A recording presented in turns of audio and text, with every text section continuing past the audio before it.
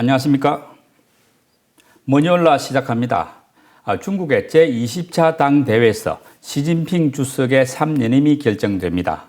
이제는 중국이 제로 코로나 정책을 완화하고 본격적인 경기 부양책을 펼 것인지에 관심이 집중되고 있습니다. 중국 경제와 정치 전문가 모셨습니다. 홍록기 키움증권 글로벌 리서치 센터 선임 연구원이십니다. 어서 오십시오. 네, 안녕하세요.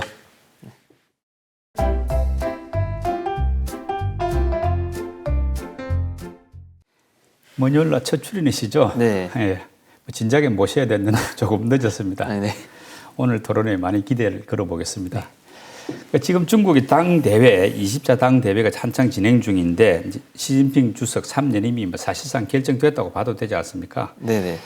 정치 일정에 일단 확정이 된다는 것은 어떻게 보면 불확실성이 해소된다고 볼 수 있을 것이니까 자산 시장에 어떤 중국 관련해 가지고 긍정적으로 봐도 되겠습니까?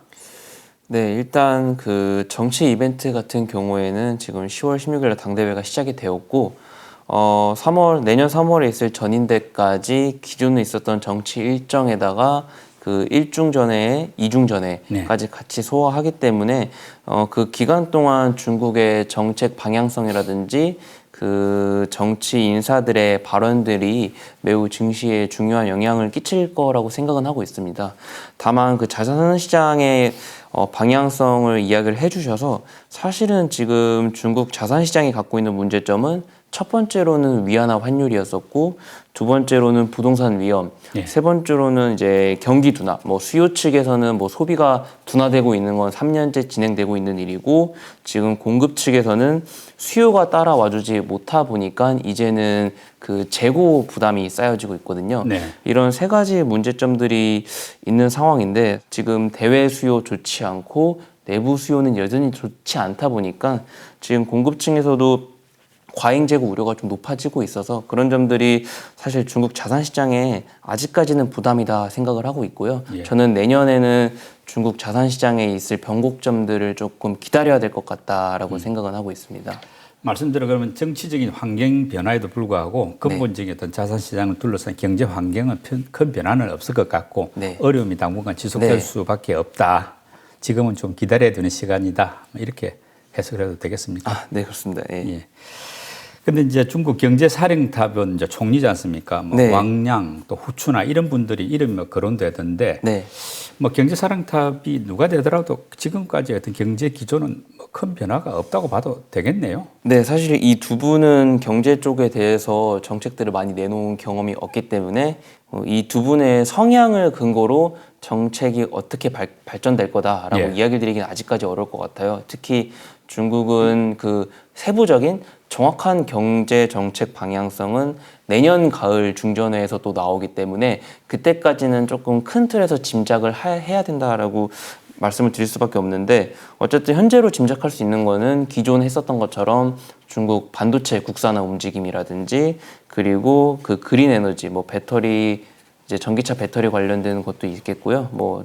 태양광 그리고 풍력 등등 좀 그린 에너지 계열에 집중해서 좀 정책들이 나올 것 같다라고 생각은 하고 있습니다. 어쨌든 저는 내년 3월 전인대 이내로는 그 제로 코로나 정책의 일부분 변화가 있을 것이다라고 생각을 하고 있고, 이 말은 즉 중국이 그간 억눌려 있었던 수요가 회복될 수 있는 계기이기 때문에 가장 좋은 흐름일 거다라고 생각을 하고 있고요. 또한 플랫폼에 대한 규제 역시 이제 공동부유론하면서 장기간적인 이슈로 많이 이야기도 하고 있는데 올해 4월부터 그 중국 증시랑 경기가 가장 안 좋았을 때, 그 상해 주요 도시들이 셧다운 됐을 때 경기 회복을 근거로 플랫폼에 대한 규제 완화는 시사를 했거든요.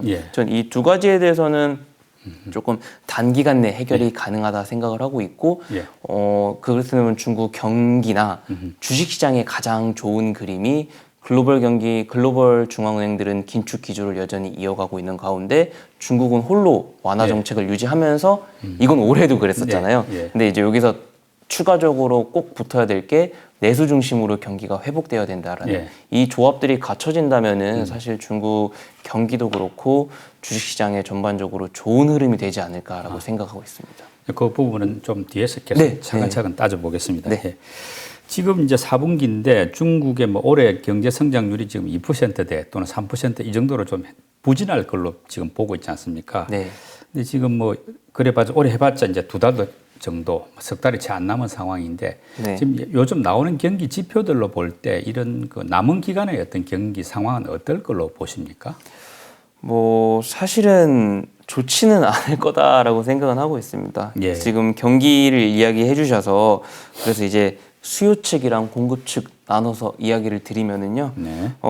사실은 제로 코로나 이후에 계속 소비 관련된 지표들이 안 좋았었잖아요. 예. 뭐 최근 2분기 때 그 주요 도시들이 봉쇄됐을 때도 그렇고 흐름들을 보면은 그 필수 소비재로 분류될 수 있을 법한 식음료, 품목들은 월간으로 꾸준히 좋은 성장률을 보였었습니다만은 그것을 제외한 뭐 대부분 소비재들은 이제 제로 코로나 정책 영향으로 그 월간으로 좀 변동폭이 심했고 그 YTD 연초 누적으로 보게 된다면은 아직까지 플러스 증가율로 돌아선 항목들이 많지 않아요. 그러니까 예. 여전히 감소세가 이어지고 있고 이게 그 제로 코로나 정책으로 일단 소비를 할 수 있는 환경은 억눌려져 있고 그러니까 즉 서비스 소비가 계속 눌려져 있는 환경이다 보니까 소비 쪽 지표는 계속적으로 안 좋은 것 같아요. 그래서 그나마 이때까지는 수요를 이끌어왔던 게 투자였었거든요. 기업들의 투자였었는데 그 뭐 뒤에 이야기 드리겠지만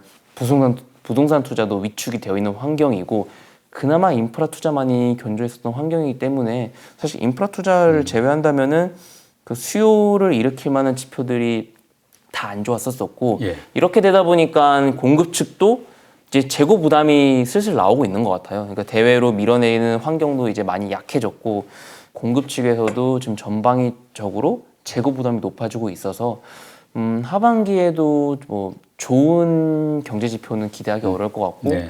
뭐 올해 연간으로 저는 뭐 4%대 또 뭐 어려울 수도 있다라는 생각은 하고 있습니다. 그 말씀대로 올해 경기 성장률이 중국 4%가 안 되면은 뭐 3%대 심지어 2%대로 낮아진다는 것은 이제 뭐 올해 경기 자체를 어떻게 보면 거의 포기해야 된다는 상황이 되면은 이 시진핑 주석이나 중국 지도부 입장에서 받아들이기 어려울 거 아닙니까? 뭐 그런 측면에서 남은 기간 동안에 이제 중국이 어떤 본격적인 경기 부양책을 뭐 쓰지는 않을까 이런 기대들이 있는데 우리 스님 연구원님 보시기에는 어떤가요? 첫 번째로는 올해는 사실은 경기를 많이 포기한 해라고도 생각은 하고 있습니다. 왜냐면은 그러니까 다른 나라, 그러니까 뭐 우리나라도 그렇고 해외 선진국들이 위드 코로나로 전환되었던 시기가 이제 뭐 빠르게 본다면은 작년 연말로 볼 수도 있겠고 올해 1분기에 이런 흐름들이 많이 나왔었잖아요. 글로벌리하게. 근데 그 기간에 중국이 10월에 당대회는 확정이 되어 있었고 중국은 상대적으로 이제 뭐 백신 보급률도 낮은 상황에서 둘 중에 뭐 방역이랑 경기를 둘 다 잡기 어려운 상황에서는 조금 방역에 계속 초점을 뒀다라고 생각은 하고 있어요. 왜냐하면 중국 정부 당국은 올해는 방역에 완벽하게 초점을 맞추는 것만이 그 정책 결과를 도출해내기 쉬웠을 거다. 그러니까 방역은 잡고 경기를 놓치는 거는 올해에는 어느 정도 설명을 납득을 시킬 수 있는 일인데 경기를 잡으려고 하다가 어쨌든 확진자 수가 늘어나면서 방역까지 같이 놓치게 되고 불가피하게 이제 경기도 같이 미스하게 된다면 둘 다 놓치는 결과이기 때문에 중국 입장에서는 그게 가장 부담스러운 시나리오였기 때문에 좀 명분을 쫓는 것 같다. 짧은 시기를 내에서 이렇게 생각을 하고 있고요.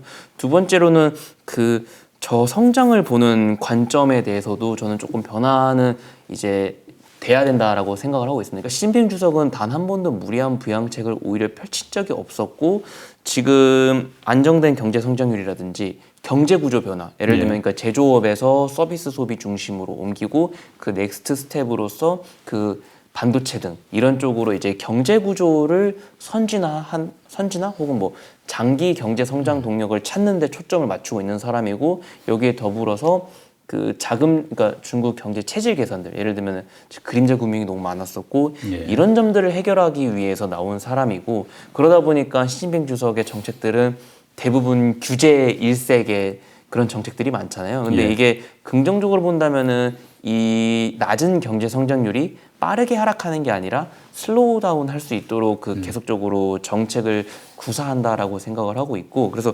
지금 부양책이 인풋 대비 아웃풋이 나오지 않는 이유는 딱 하나. 그 제로 코로나 정책으로 모든 관련된 펀더멘털 지표들이 안 좋아 있어서다라고 생각을 하고 있거든요. 그래서 현재 부양책을 더 강화하는 것보다는 제로 코로나 정책을 점진적으로 수정하는 게 더 합리적이다 생각을 하고 있고 저는 조금 그 부분에 초점을 맞춰서 정책 변화를 많이 기대하고 기다리고 있는 중입니다. 작년부터 이제 말한 중국은 부동산, 또 플랫폼, 또 제로 코로나 이 3대 규제를 많이 펼쳤지 않습니까? 그걸 펼치다 보니까 말씀대로 이제 경기 부양 효과도 없고 이렇게 경기 성장률도 좀 떨어진 그런 상황인데 이제 당 대회도 열었고 3년임도 결정됐으니까 이런 세 가지 규제는 조금 완화된다고 기대도 되겠습니까?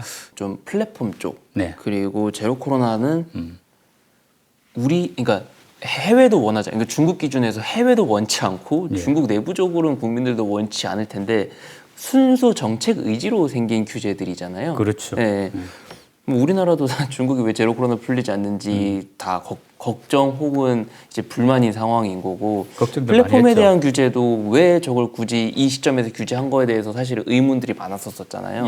그래서 일단 뭐 당 내부적으로의 명분과 그런 정책에 대해서는 뭐 그렇다고 치더라도 그러니까 근데 현재 상황에서 규제 정책을 계속 이어갈 요인들이 많이 적어졌다 생각을 하고 있는 겁니다. 그러니까 경기를 부양하기 위해서 올해 투입됐던 그런 수많은 부양책들보다 이 규제 정책 2개 하나 풀어주는 게 효과가 훨씬 크다라고 생각을 하고 있기 때문에 그래서 제로 코로나 정책이랑 플랫폼 규제는 분명히 일정 부분 수정이 있을 거다라고 전 개인적으로 생각을 하고 있고요.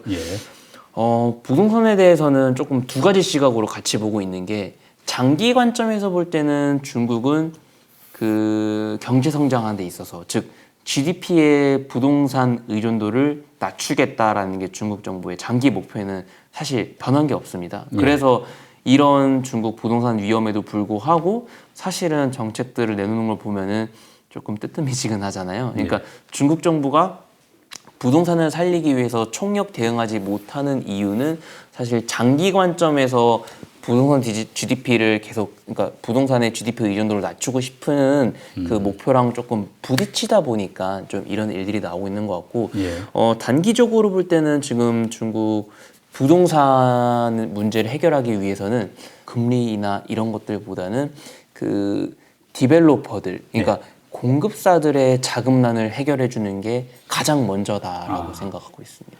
그 말씀대로 지금 IMF도 중국 부동산 업체 45%, 약 절반 가까이가 빚 감당을 하지 못할 위기에 빠져 있다. 이런 이제 그 세계 금융 안정 보고서에 나오는 내용인데요. 또 당장 20%는 뭐 파산을 할 가능성도 있다. 부동산 개발사들.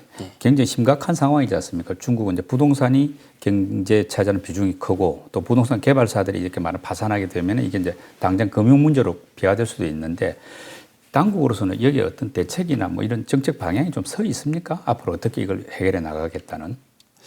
일단 개인적으로는 결론은 일단 개인들의 불만들, 그러니까 미분양된 아파트를 지금 계약한 개인들이 불만을 품고 이제 뭐 모기지 상환 거부 운동들을 벌이고 있잖아요. 이런 쪽들을 해결해 주는 초점을 맞추고 있는 것 같아요. 작년 7, 8월이었던 것 같아요. 헝다 때 이제 나왔던 문제가 중국 디벨로퍼들이 그 만들고 있는 상품들이 사실 문제가 많았다는 거죠. 그러니까 그 상품들이 실제로 보니까 뭐 레버리지 비율도 너무 높고 부실화되어 있다라고 이야기를 이제 한 거고요.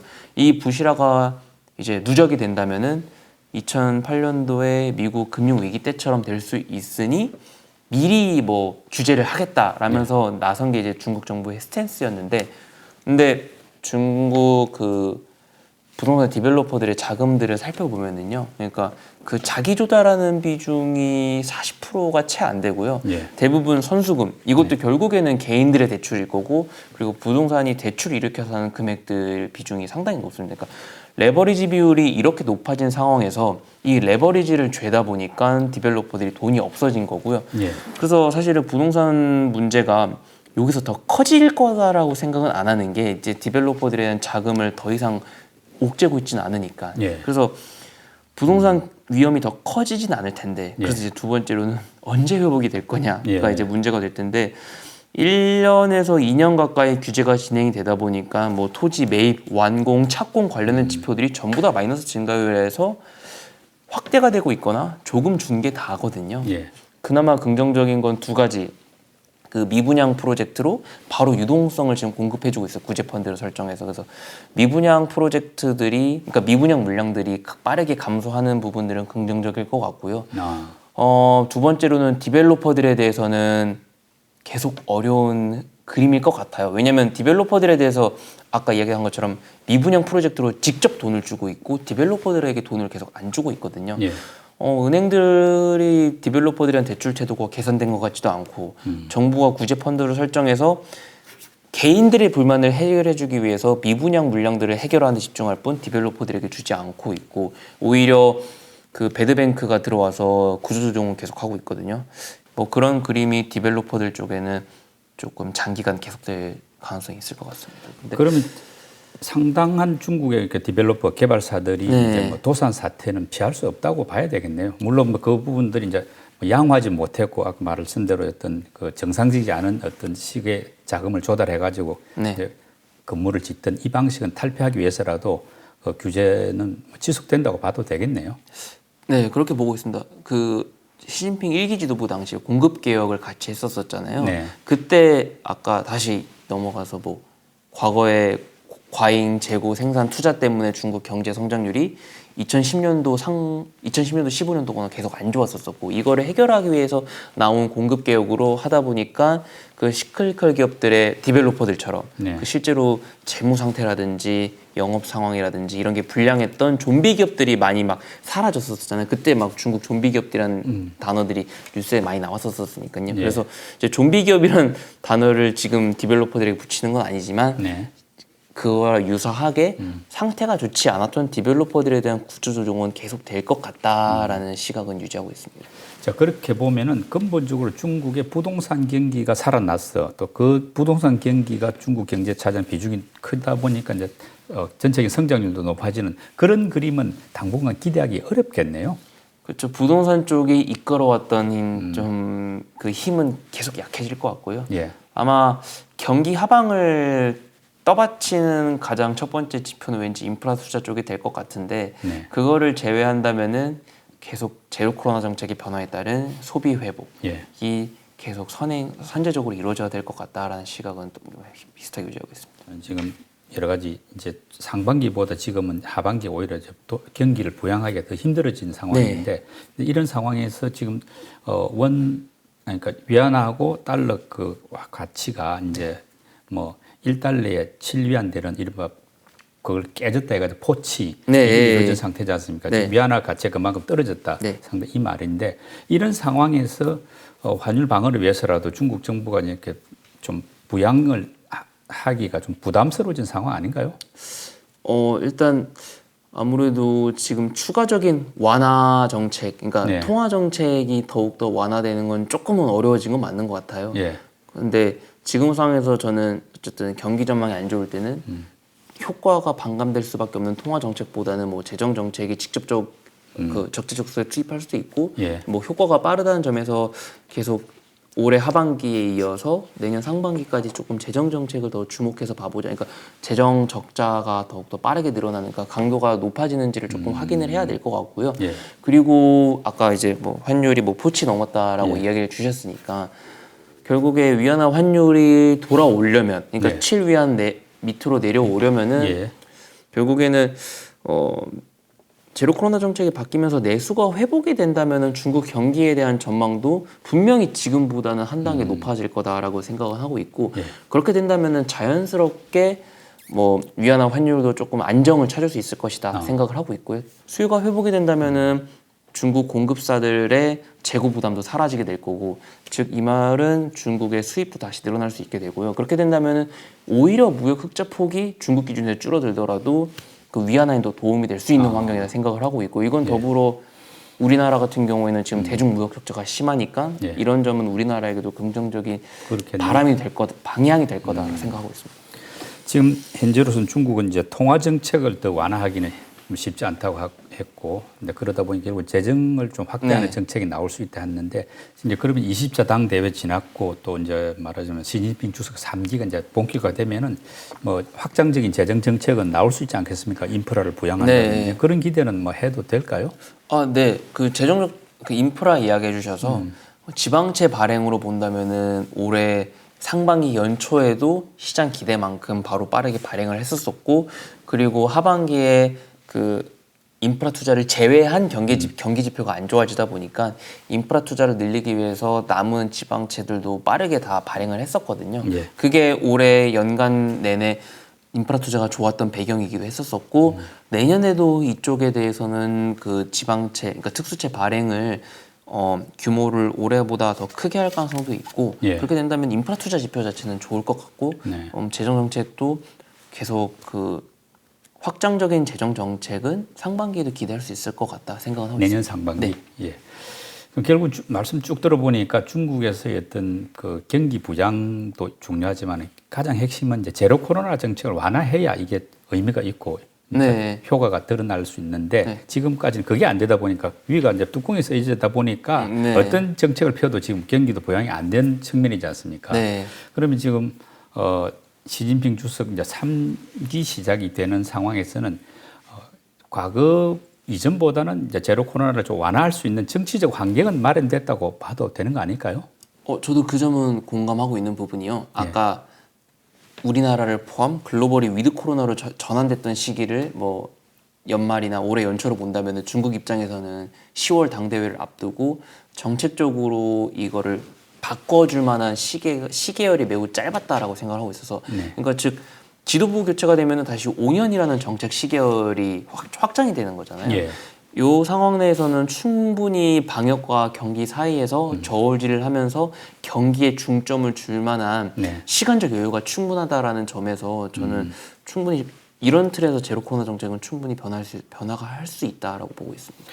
중국이 제로 코로나 정책을 완화하게 되면 내부적으로도 이제 그 경기가 부양되는 효과가 있을 수 있지만 우리 같은 수출을 해야 되는 중국 시장에 수출을 해야 되는 국가 입장에서도 뭐 상당히 호재라고 볼 수 있겠네요. 아마 수요가 회복된다면은 재고 문제도 해결이 될 거고 그럼 중국은 공급 측은 추가 생산 확장을 하게 될 거고 이렇게 된다면은 수입도 늘어나게 되는 거고 그렇게 된다면은 뭐 중국에 수출해야 되는 우리나라 대중 수출 기업들에게는 분명히 좋은 흐름일 거다 생각은 하고 있습니다. 예.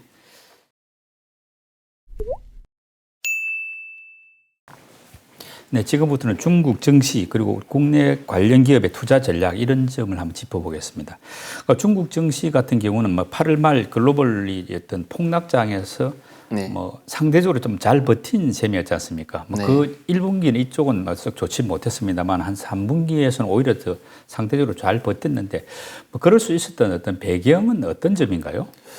일단 6, 7월 달부터 그러니까 중국은 조금 선제적으로 먼저 안 좋아졌었고요. 그래서 뭐 밸류에이션 기준으로도 조금 더 빨리 싸졌기 때문에 잘 버텼다 생각은 하고 있고 여기에 덧붙여서 사실 지금 글로벌 증시의 투자 심리를 위축시키고 있는 가장 큰 요인이 어쨌든 긴축이잖아요. 근데 선진국 그 중앙은행들의 긴축이라는 대외 변수에서는 뭐 중국 본토 증시가 가장 내성이 강했고 뭐 이런 점들이 실제로 8월에 중국이 상대적으로는 조금 견조했던 모습이다 배경이다 생각을 하고 있습니다. 뭐 그리고 뭐 정책 기대감도 제가 약하다라고 일부에 이야기는 드렸지만 어쨌든 계속 유지가 되고 있었었고 여기에서 또 환도 지금 많이 약해졌지만 어쨌든 여전히 달러를 제외한다면은 가장 견조했던 그러니까 정확히는 가장 덜 빠졌던 통화인 건 또 확실하거든요. 그러니까 이런 점들이 이런 요인들이 전부 다 이제 맞물려서 상대적으로는 조금 견조한 모습을 보이지 않았나 생각하고 있습니다. 예. 그런데 이제 중국 주식 시장은 뭐 다들 정책 변수가 중요하다. 그 정책적으로 뭐 규제를 하면은 약화되고 좀 풀어주면 또 잘 되고 이런 성격이 특징이 있는데 지금 중국 그 정책적으로 밀어주는 분야 이쪽이 이제 아무래도 잘 될 거 아닙니까? 어느 쪽이라고 지금은 보십니까?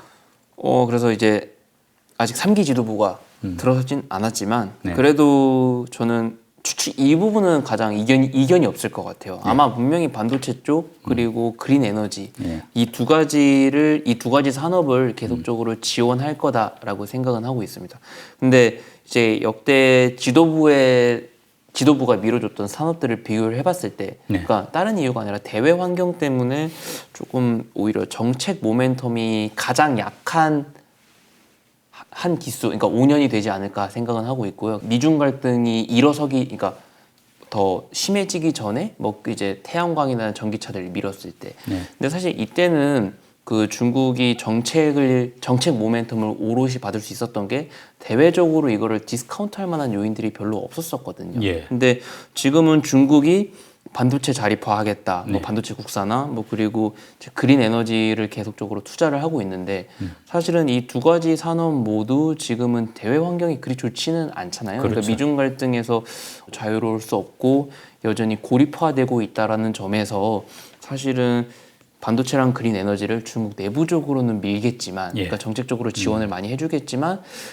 이에 따른 투자 전략 관점에서 봤을 때 그 수익률이 예. 과거 지도부가 밀었던 정책 모멘텀만큼은 아닐 수도 있을 것 같다 생각하고 있습니다. 아, 예. 뭐 중국의 소비 회복에 대한 기대들이 크지 않습니까? 근데 이제 뭐 제로 코로나 정책 영향 등을 해가지고 소비가 썩 좋지가 못했는데 이제 11월 11일이 광군제라고 하죠. 이런 것도 있고 하니까 4분기 11월 이후에 어떤 소비 전망은 어떻게 보십니까? 그러니까 소비 심리가 계속 눌려져 있는 게 큰 것 같아요. 그러니까 소비 심리가 회복이 되어야 될 텐데 이게 아무래도 현재 제로 코로나 정책 때문에 그 정부가 원하는 만큼, 그러니까 부양책으로 투입한 만큼 뭐 내수를 살리기 위해서도 중국 정부 뭐 쿠폰도 발행하고 뭐 세제 혜택 주고 많이 했었잖아요. 예. 근데 이런 효과들이 계속 그러니까 이 효과가 제한되는 이유는 결국에 개인들이 뭐 사실은 현재 자기의 지갑 사정이 여의치 않은데 정부가 세제 혜택을 준다고 소비를 빠르게 늘리진 않잖아요. 그러니까 음식은 당연히 사 먹어야겠지만 뭐 IT 제품이라든지 뭐 자동차라든지 그러니까 값비싼 내구재 소비재들 같은 경우에는 뭐 가계 전망이 좋지 않으면은 정부가 정책적으로 지원을 해준다고 하더라도 사실은 원하는 만큼 늘어나기 어렵다라고 생각을 하고 있고요. 예. 그래서 개인적으로는 뭐 4분기 그리고 아마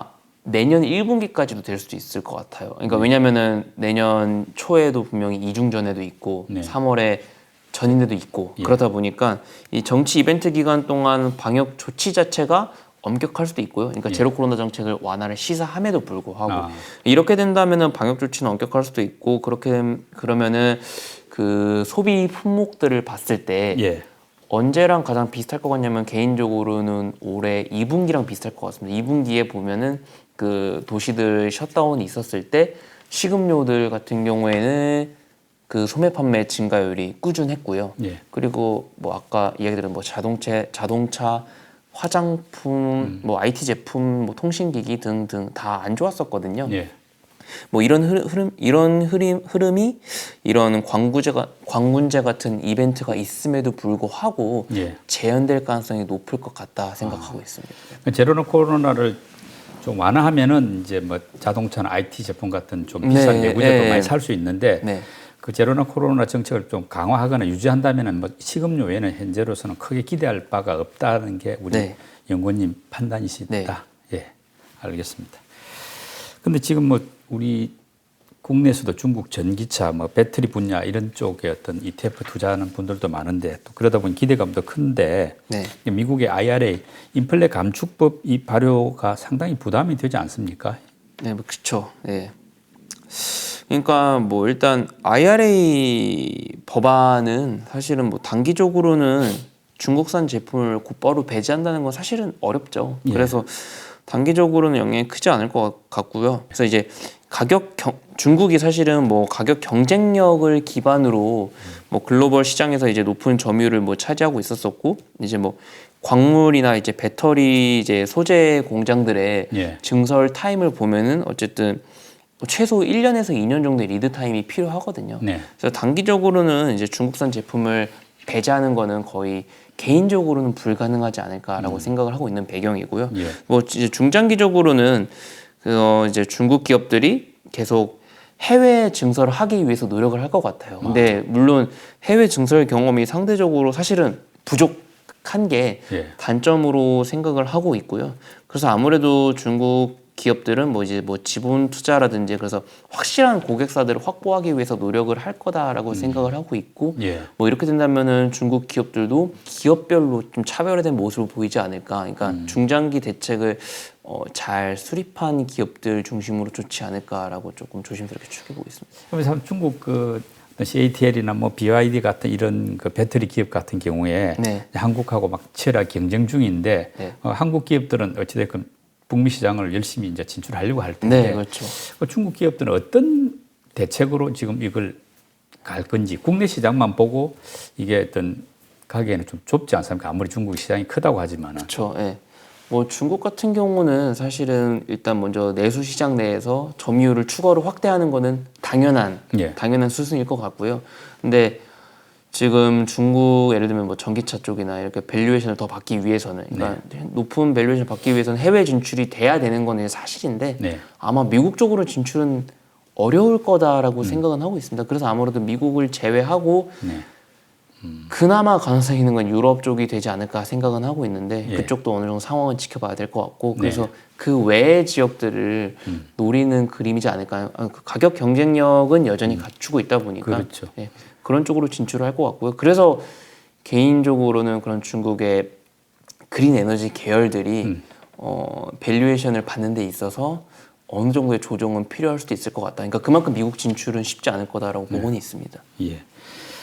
그리고 이제 태양광, 뭐 풍력 같은 신재생 에너지 분야도 지금 중국이 거의 세계적으로 좀 강한 편인데 그러다 보니까 미국도 이제 견제를 시작했고 또 유럽도 뭐 이렇게 미국 비슷한 법안을 지금 준비 중이라고 하더라고요. 말하자면 중국을 좀 견제하고 약간 배제하려는 그런 움직임이 있는데 중국의 어떤 신재생 에너지 산업이 미국과 유럽의 어떤 견제를 뚫고 여전히 이렇게 좀 잘 갈 수 있을 것 같은지 이것도 궁금합니다. 중국이 태양광 쪽에서 이제 밸류체인 전반에 걸쳐서 이제 시장 점유율을 보면은 그래도 한 70%에서 80% 가까이 되거든요. 그러니까 그만큼 중국이 그 태양광 산업의 핵심은 결국에 그 가격 경쟁력이었고 이제 값싼 전기료를 기반으로 이렇게 높은 점유율을 차지하고 있었었는데 그래서 단기적으로는 중국 제품이 바로 사라지기는 어려울 거다라고 생각은 하고 있습니다. 근데 이제 중장기적으로 봤을 때 결국에 중국 폴리실리콘 기업들 같은 경우는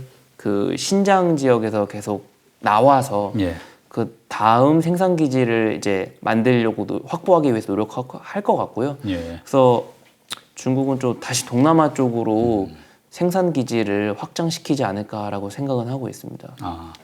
지금 신장사는 지금 수출 금지 그 규제를 받고 있으니까 거기 말고 뭐 동남아라든지 다른 지역으로 이제 생산 기지를 옮겨서 어떤 미국과 유럽 시장을 뚫어보려고 한다. 예. 그리고 또 중국이 세게 밀고 있는 분야가 말씀대로 반도체인데 지금 뭐 반도체 T4 동맹이 이제 출범해가지고 중국의 입장에서 상당히 좀 불편하게 됐는데 현재 중국의 요즘 반도체 산업 업황도 좀 중요하지 않습니까? 근데 뭐 쉽지 않다고 이런 이야기도 나오는데 그 반도체 굴기 전략에 이상이 없을까요? 뭐 당연히 문제가 크다라고 생각은 하고 있습니다. 왜냐하면 중국이 사실 반도체 산업에 대해서는 예를 들면 중국 반도체 산업이 막대한 지원금을 투입해서 계속 키워내고는 있지만 그런 수율이 여전히 많이 부족한 상황이고 그래서 이런 일정 부분 당연히 뭐 대만이라든지 우리나라에 많이 의존을 하고 있었었는데 어쨌든 중국 반도체 산업을 고립화시키기 위해서 미국이 많이 노력을 하고 있고 지금 이 과정 내에서는 결국에 중국 반도체 산업은 이제 부족한 기술력을 막기 위해서 이제 막대한 지원금을 투입해야 되는 그 구조는 장기간 유지될 수밖에 없을 것 같습니다. 그래서 이 말은 중국은 다른 산업에 대해서 지원금을 최소화하고 결국에 중국 정부의 모든 역량을 결국에 돈이겠죠. 그러니까 모든 역량을 반도체 산업을 키우는데 계속 투입을 할 거다라고 생각은 하고 있는데요.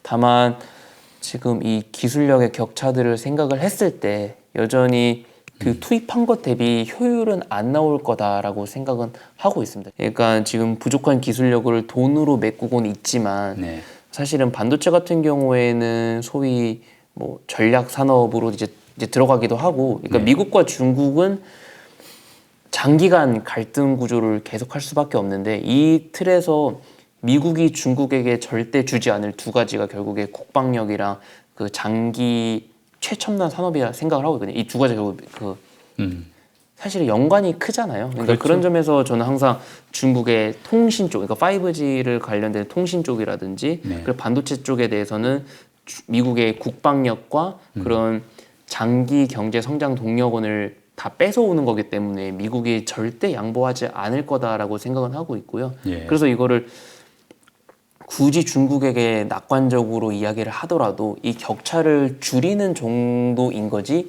이 격차를 줄이는 속도가 현격하게 낮아질 거다라고 네. 생각을 하고 있고요. 더 비관론적으로 이야기를 드리면은 결국에 이제 미국과 중국이 생긴 현재의 갭이 예. 더 이상은 메꿔지기는 어려울 거다라고 생각은 하고 있습니다. 뭐 앞으로 뭐 세계 변화는 뭐 우리가 함부로 네. 이야기할 수는 없지만 네. 차이가 중국 입장에서 상당히 어려운 상황을 네. 맞이한 거는 뭐 틀림없겠죠. 근데 지금 이제 우리 국내 반도체 기업들 같은 경우는 중국에 공장이 있지 않습니까? 네. 뭐 삼성전자나 SK 하이닉스 네. 모두 갖고 있는데 미국의 뭐 대중국 수출 금지를 다행히 1년 유예를 받았습니다만은 네. 뭐 거의 1년이라는 게 그리 길지 않은 기간인데 네. 그 사이에 이제 우리 반도체 기업들 중국에 공장을 둔 업체들은 어떤 식의 준비를 해야 되는 게 맞겠습니까?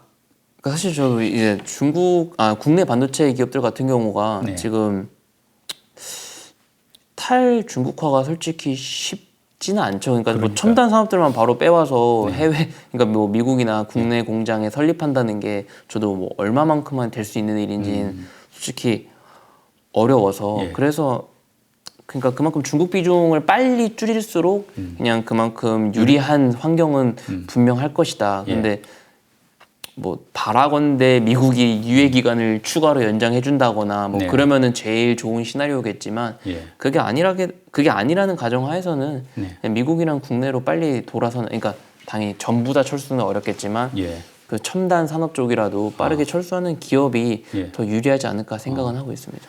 우리 기업들 반도체 기업들 입장에서는 큰 숙제를 지금 안게 된 셈이네요. 네, 그렇죠. 예. 네. 우리 대중국 수출이 좀 부진하다 보니까 뭐 네네. 다른 뭐 여러 가지 분야들도 다 힘든데 특히 이제 화장품이라든지 중국 내수 쪽으로 수출하던 기업들이 좀 많이 어려워졌지 않습니까? 네. 지금 4분기 이후에 그리고 내년 1분기 이때까지 볼 때 지금 중장기 전망은 어떻습니까? 그러니까 대중국 수출 부진이 해소되기 위해서는 결국에 중국이 수요가 회복이 된다. 그러니까 중국 쪽으로 중국향 수출이 줄어드는 가장 큰 요인이 중국 공급사들이, 그러니까 중국 회사들이 중국 공급 측에서 재고 부담이 높아지면서 예. 실제로 수입을 줄인 게 가장 크다라고 개인적으로 생각을 하고 있거든요. 네. 그래서 수요만 회복이 된다면은 공급 측은 분명히 재고 조정이 쉬워질 거고 예. 그렇게 된다면은 제일 좋은 게 중국 경기가 이제 정책적인 도움 없이 회복이 되는 거거든요. 그러니까 네. 정책 도움 없이 중국 경기가 회복이 된다면은 중국은 분명히 한국에 대한 한국 수입을 분명히 늘릴 거다 생각을 하고 있고 그렇게 된다면은 우리나라 입장에서도 대중국 수출 부진이 해소되지 않을까 생각을 하고 있어서 결국에 중국 수요 회복을 이야기 드렸으니까 그 키는 제로 코로나 정책이 얼마만큼 변하는지가 그 키가 될 텐데 예. 그렇게 된다면은 결국에 국내에서 중국 관련된 기업들도 지금 제로 코로나라는 이름 아래 다 눌려 있었잖아요. 예, 예. 그래서 일시적으로는 그 중국발 리오프닝에 대한 수혜도 분명히 입을 거고 예.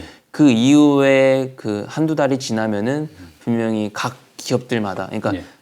얼마만큼 진출해 있고 그 중국에서 그 수요가 지속되고 있는지에 따라서 이제 예. 펀더멘털로 회귀하지 않을까라고 생각은 하고 있습니다. 그렇다면 이제 중국의 제로 코로나 정책이 완화돼야 어떤 중국의 어떤 내부 그 경기가 회복되고 네. 소비 수요 회복되니까 그럼 이제 우리 어떤 한국 수출 기업들도 같은 이제 수혜를 입을 수 네. 있다. 쉽게 말하면은 뭐 당장 기간을 우리가 확정 짓기보다는 제로 코로나 정책이 언제 완화되느냐에 따라서 이게 기간이 이제 뭐 앞당겨질 수도 있고 늦어질 수도 있겠네요. 네. 그런데 이제 문제는 그 중국의 제로 코로나 정책을 완화할 때 우리나라에서도 이제 여러 가지 분야가 있는데 뭐그 중에서도 특히 수혜가 좀 많이 입을 수 있다라고 보는 분야는 어느 쪽입니까? 장기적으로 봤을 때 가장 좋았던 거는 중국이 소비가 제일 눌려 있었던 부분들이 IT 소비 쪽이거든요. IT, 그래서 그렇게 된다면 중국 IT 소비 관련된 주들도 사실은 중국의 리오프닝이나 아니면 리오프닝이 아니다 하더라도 예. 그 IT 소비가 얼마만큼 회복되는지에 대해서 관심이 많았었잖아요. 예, 뭐 예컨대 뭐 스마트폰이라든지 네, 이런 그렇죠. 쪽이겠네요. 뭐 스마트폰이 대표격일 것 같습니다. 예. 네. 그래서 그런 쪽 소비 지표들을 많이 관심 있게 봤던 걸로 알고 있는데, 네. 그래서 관련된 지표들은 사실은 소비 중에서 가장 안 좋았던 품목 중에 하나이고, 예. 그래서 이제 제로 코로나 정책이 풀리고, 그래서 개인들의 서비스 소비나 이제 뭐 그런 상품 소비 전부 다 회복이 되고, 그 외에 문제였던 뭐 고용, 소득 불안 등등, 그리고 이제 뭐 공급사 재고들 다 해결이 되면 중국이 이제 경기가 정책적인 도움 없이 완전히 이제 경기 순환이 되는 거다라고 생각을 하고 있고, 그렇게 된다면은 IT 소비 쪽이 저는 제일 눌려 있었다라고 생각을 하고 있어서요. 예.